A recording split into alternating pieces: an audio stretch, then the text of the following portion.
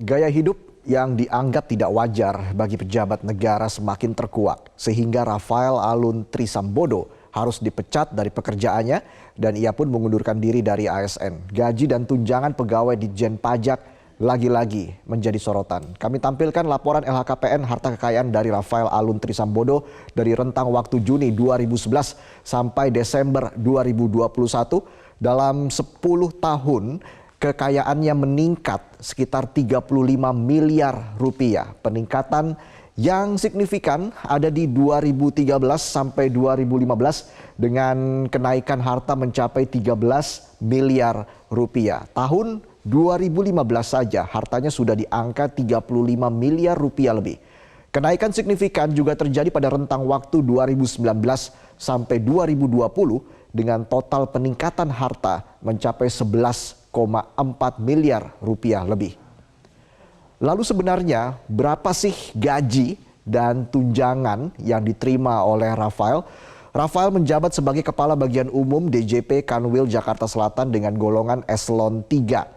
Jika berdasarkan PP nomor 15 tahun 2019, gaji pokok yang diterima pejabat eselon 3 DJP ada 4 golongan, yaitu golongan 3A sampai 3D. Jika dilihat masa kerjanya, Rafael masuk di golongan 3D. Sementara nominal tunjangan kinerja pegawai DJP eselon 3 sebagaimana termaktub dalam Perpres nomor 37 tahun 2015 adalah Rp5.361.800 sampai dengan Rp46.478.000 per bulan. Sebagai Kepala Bagian dan eselon 3, Rafael Alun Trisambodo juga mendapat tunjangan kinerja mencapai Rp46,47 juta per bulannya.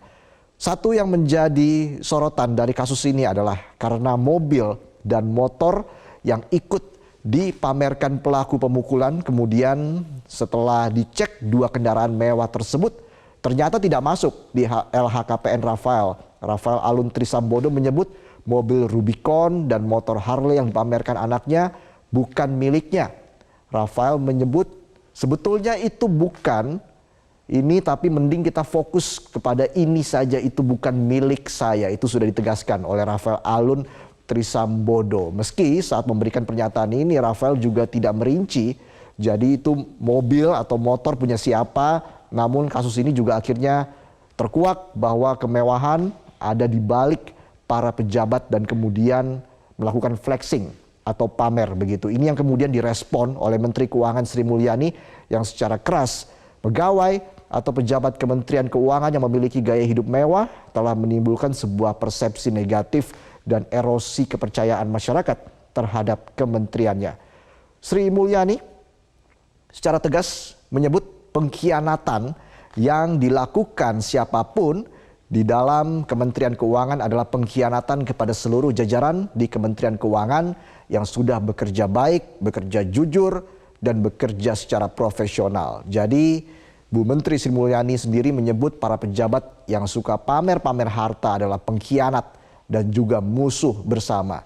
Jadi langkah dari Ibu Menteri setelah kedapatan anak buahnya terindikasi flexing harta, selanjutnya akan melakukan langkah-langkah korektif untuk menegakkan integritas dan sekaligus menindak mereka yang dicurigai menyalahgunakan wewenang dan posisi mereka, termasuk memperkaya diri dan orang lain dengan melanggar hukum.